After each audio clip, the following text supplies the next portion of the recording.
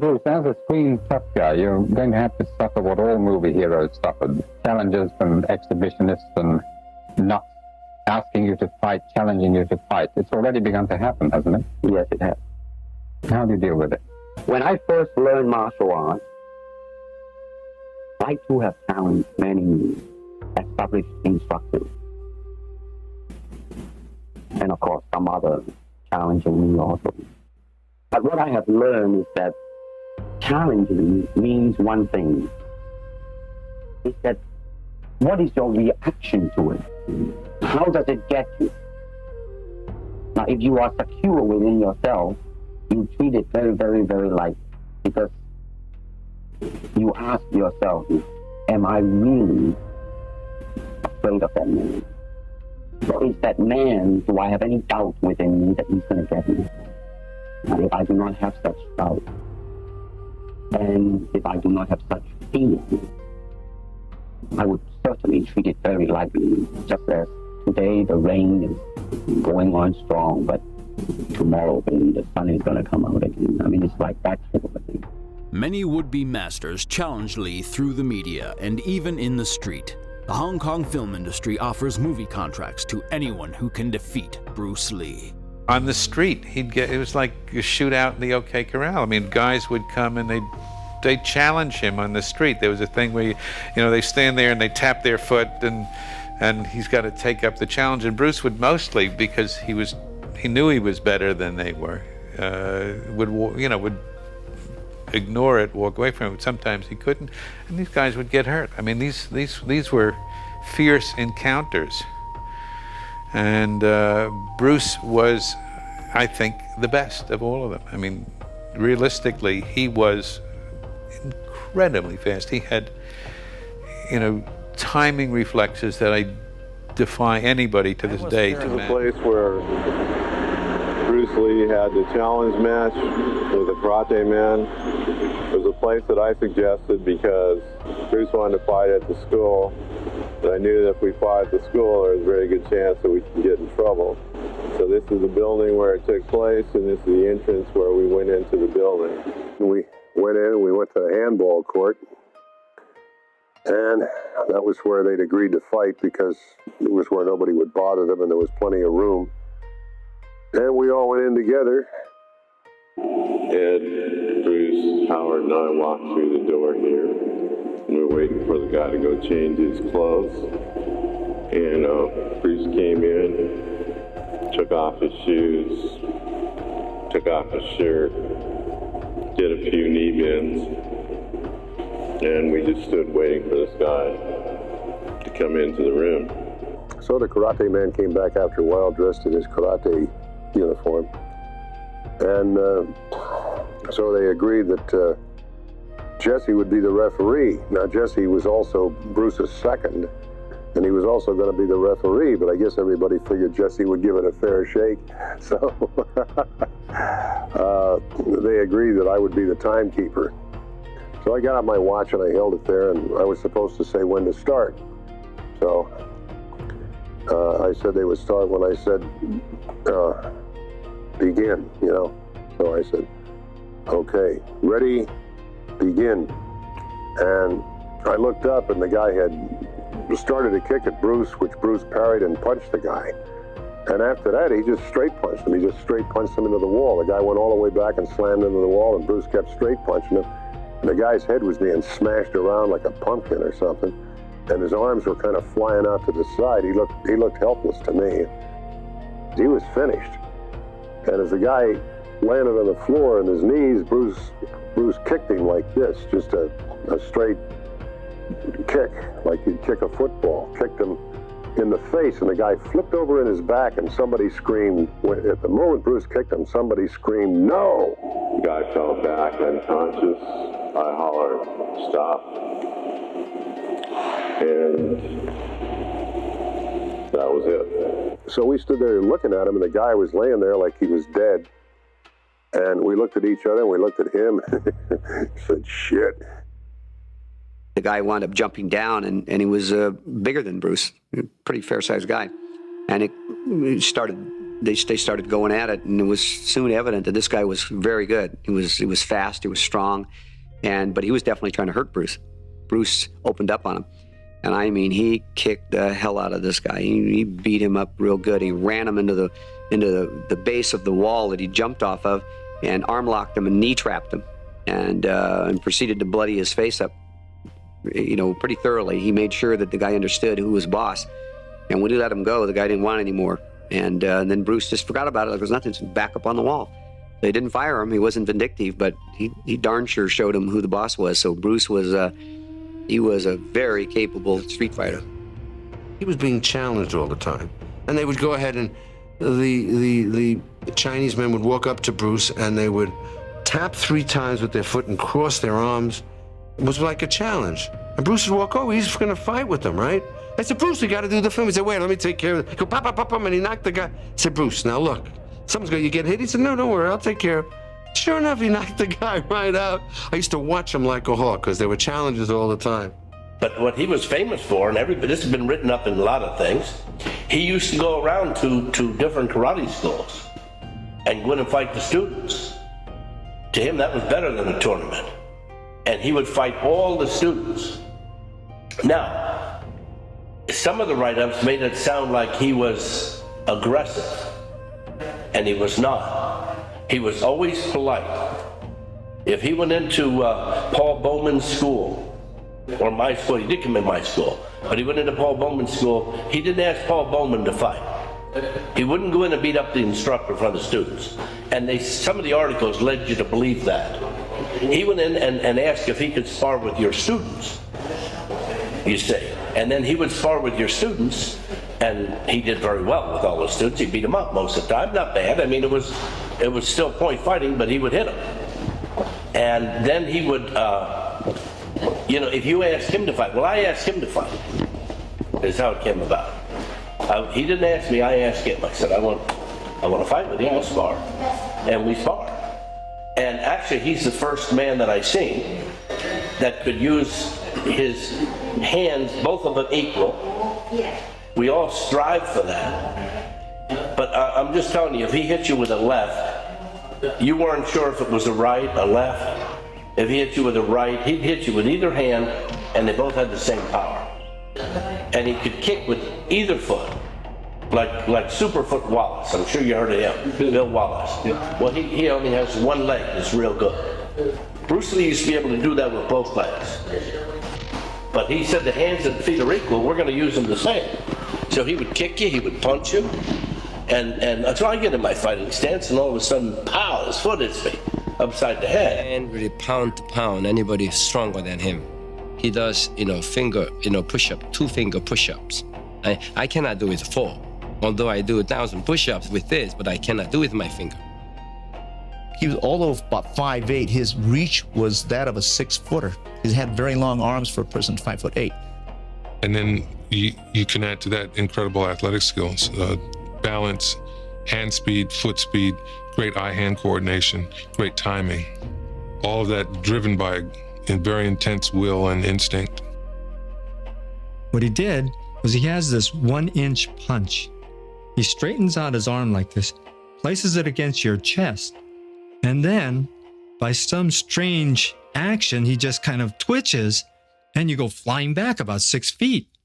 I hit the wall and fell off of the wall, fell down, and I thought to myself, what in the hell happened to me? How in the hell did I go flying back 6 feet, hit the wall, fall off, and fall down on the ground?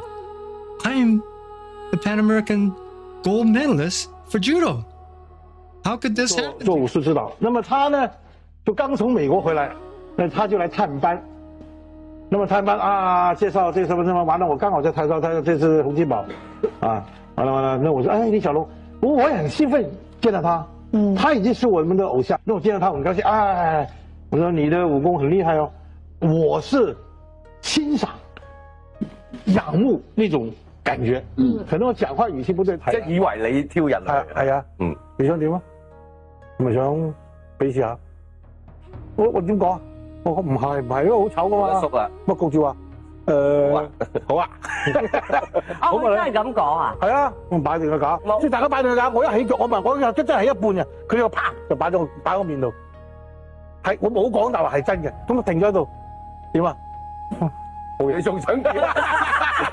你仲想點啊？嗱，你賭好入手啦，我攰啦。咁你嗰係叫打輸啊，定讓我梗係輸啦，我直情輸啦。我係輸嘅。我係直情係輸。你快啊嘛！Realistic training, realistic fighting, and everything that he wanted to train with had to be able to work in the street. You couldn't give him anything as an idea that was not going to work in a real situation. And if you could give him an idea that worked faster and harder, he was in on it. So he was open-minded. That's what I did like about him. He wasn't as... Some people are so set in their ways with their style that they have tunnel vision. And they can't see left, they can't see right. They want to just go that way. And he actually opened my mind that way because he wasn't that way. If you, he didn't ask you your style. If you could show him a technique that was going to, like Wally J, was jiu-jitsu. Wally J showed him some techniques that worked fast and quick. Bruce Lee did them. That's where I met Bruce Lee in 1964 before I got drafted in the Army. While I was home on leave, before I went to Vietnam, I met Bruce Lee and we sparred. And he beat me so bad, I asked him if I could become his student after I got out of the service, if I got out. And he accepted me as a student. We became close friends in 1967 after my injury in the Army. He sort of borrowed from 26 different systems. And before his passing, his untimely passing, he was really getting the grappling, which he actually got from Gene LaBelle. And he learned some from Hayward Nishioka, who was a California judo champion, and some of his locking from Wally J. So he was constantly changing the concepts of Jeet Kune Do. What was Bruce Lee like? Person? As a person, yeah. Well, not typically Oriental as we think of Orientals, very subdued and quiet and bashful. Bruce was just the opposite. He was very outgoing. Always liked to tell jokes and play practical jokes on people. But very strong. I mean, strong both physically and strong in his will. Very determined. Bruce and my girlfriend and I, we went to his house. At that time, we started playing hands. He asked me what I knew, and I told him I know a little Hung and some Shaolin. Basically, it wasn't really a challenge or anything because Chinese, we don't call it a challenge. It's a letter of introduction that I like to touch hands. So since he already found out that I knew Mantis, he said, well, we're very similar, Norman. As you know, I do Wing Chun. So I said, yeah, so we played hands a little. And he was very fast. I was very impressed with his hands because I haven't seen that kind of hand speed in a lot of martial artists. Most of them would also either cock their hands back, and Wing Chun is like Mantis also. Our hands are always in front of us, and when we move, it's just striking from here. It's really quick. And after I played hands with him, not that any of us got hurt or anything, we just sat down and there we were. We just became great friends, and I said to him, Bruce, I said, well, I want to tell the guys back in New York, He said, well, tell them whatever you want. He says, you want to tell them you beat me? You tell them that. You want to tell them I beat you? It's okay. So when he said something like that, it brought out to me that he didn't care what people thought about him. I remember one time I was at Black Belt and I did a book on Cholet fight, and he helped me, do some research on the history of it. And he was hanging around out there, and because he was going to introduce me to Mito at Black Belt. Mm-hmm. And so he said, hey Leo, I want to show you something. He said, hold my hand here. So he wanted to do arm wrestle like that. You see, and I was pretty strong too. So what happened was he tried to turn my hand like that, and it was, he couldn't do it. That bugged him. So he went back and did a lot of that stuff. So he came back about 3 or 4 weeks later. He said, Leo, let's try that again. Man, he almost broke my arm. Really? Yeah. Well, George said once he got focused, he said he developed a washboard on him in 6 weeks. Oh, yeah. That's what he was. I mean, he's got such a big ego. You know, you don't get ahead of him in anything. Really, huh? Yeah. So, but it was good. I think that was what made Bruce tick. Yeah, was that passion for whatever he did. Very, very strong will. What kind of mind do you think it took to overcome that system? What kind of drive? What kind of will? I mean, just incredible. Absolutely incredible. His resolve, it's probably the strongest resolve I've ever seen. Yeah, he's tough. That's interesting. Because he's got a temper. He's a temper. He's a violent temper. Violent temper. If you, he didn't like to be touched.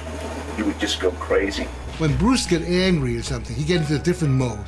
And when it's all over, it's like he came back to his senses again. And Bruce just happened to bought some new 16-ounce boxing gloves. You know? So we just go on admiring in the kitchen. You know? And then all of a sudden Bruce says, let's give it a try. Dan, put the gloves on. I said, go, what, me? Put the gloves on? Yeah, put the gloves on. So all of a sudden, put the chairs away.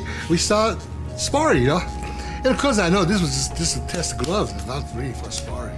Then Bruce made a punch toward me, and from my boxing days, I just instinctively slip and counter, you know. It was so fast, I wasn't intending it. It was just my normal boxing, boom, slip, hit. Now he got angry, you know, he's got frustrated, you know. So he started coming all on me. Boom, hitting, punching, you know, and I suddenly realized I'm fighting a monster here. You know? He just keep on chasing me. He's hit me, and I'm putting back off, and hit the kitchen table, and I was ready put my hands over there, and I was ready to brace myself. Put my hands up, brace myself. Wow! I punched right in my chin. You know? But next day, I was doing something, and I yawned. When I yawned, suddenly my jaw locked out. I started yanking around, and finally found out, oh, that's got came loose now. And I went to see a dentist, and the dentist said, Dan, you got a big injury here. There's a little chip of bone chipped off. I said, Bruce Lee gave it to me. As a person, one thing that I have definitely learned, and my life, it seems like it's a life of self-examination and self-peeling of myself bit by bit, day by day, is that I do have a bad temper, a violent temper, in fact. When we're talking about Bruce, we're talking about, first of all, the martial artist. We are talking about the actor, filmmaker. We are talking about a friend. We're talking about a father. We're talking about a legend. And sometimes all of those things run together, but they made up the whole.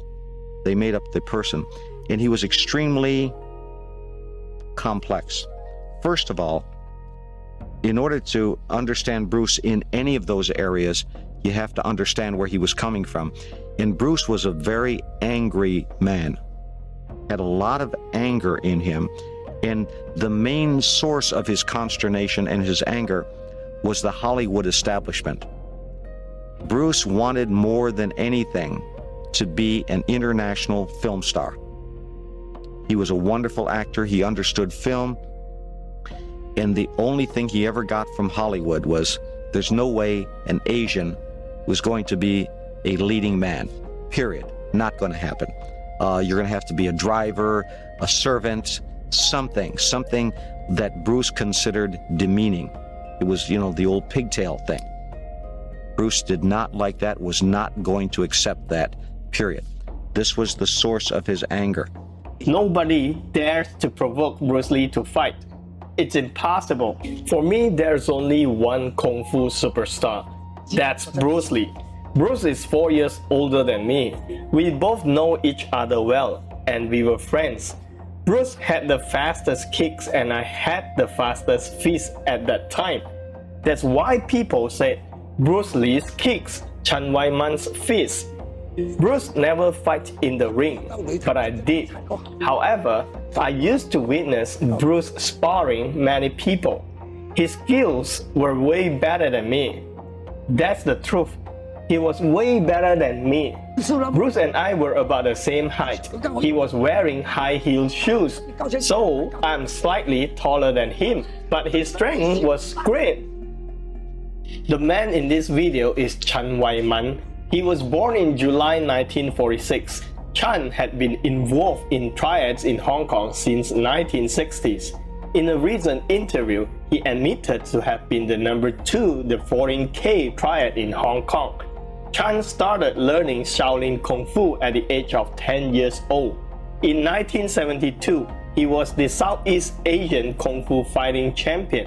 In 1983, at the age of 38, he knocked out a Japanese kickboxer in the ring in 35 seconds and won the championship. For him as being very intense and very pulled taut, you know, like a steel wire that was almost ready to break, you know, if it could be broken, because he was really wound up. When we felt that he was ready to charge at something. They had a punching bag on the set all the time, a big heavy bag, you know. And one time during the day he would go to it and work on it. And one time he did one of his kicks and broke the chain. That was, you know, caused a little eyebrow raising. 做戲呢，應該少啲呢啲時間瞓下覺，嗰行嘢咁瞓覺唔夠啊嘛。佢話我當拍戲啊，負責冇得講。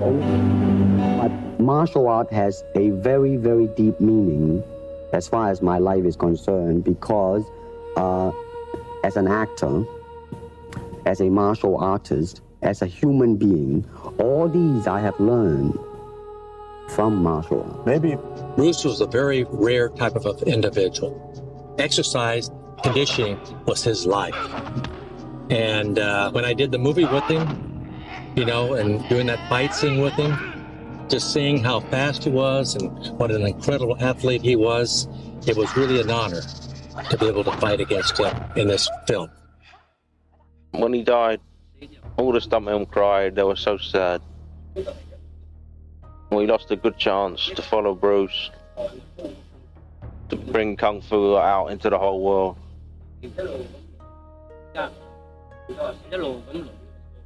But now it's Jackie Chan and Jet Li's time anyway. But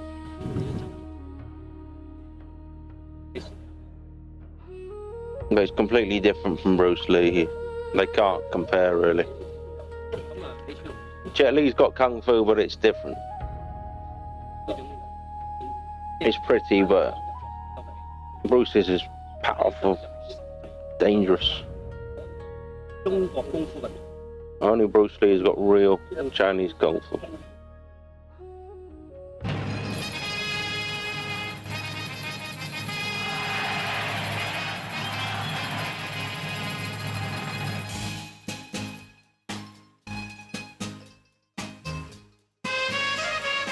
Bruce Lee. How would Bruce Lee have done against Mike Tyson in a street fight? Iron Mike would say one of the greatest heavyweight of all time.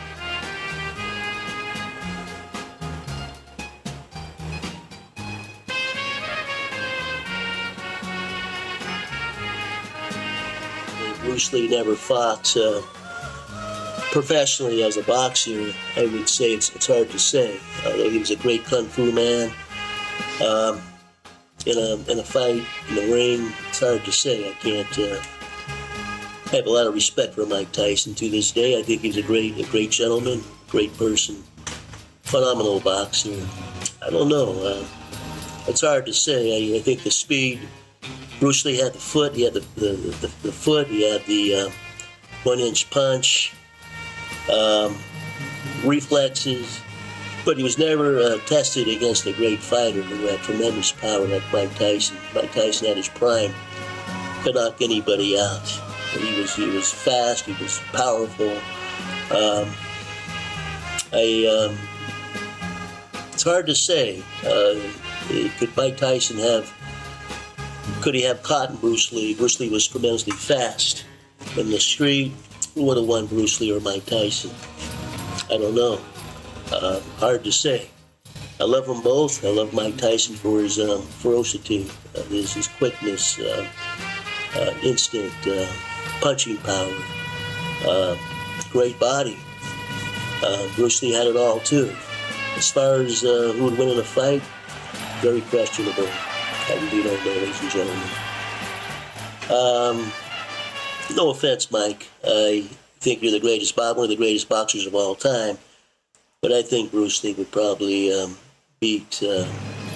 taken Mike Tyson. But the thing is that our exercise routine lasted about 3 hours. And it consisted of push-ups, sit-ups, kicking the bag, sparring. From one of Bruce Lee's letters, Chuck Norris was actually defeated by Bruce and became Bruce's student, even though, he didn't admit it. He didn't admit it after Bruce died. He completed himself outside. I don't see how he could have been any better outside. It was better than anybody outside. But he had that trip to go on the inside. Maybe that's what he's doing now. I don't know. But that's it's an esoteric journey. It's the journey of discovery of self, of relationships. And it's a scientific, esoteric, extraordinary, fantastic journey. And Bruce achieved almost all of it. Almost all of it.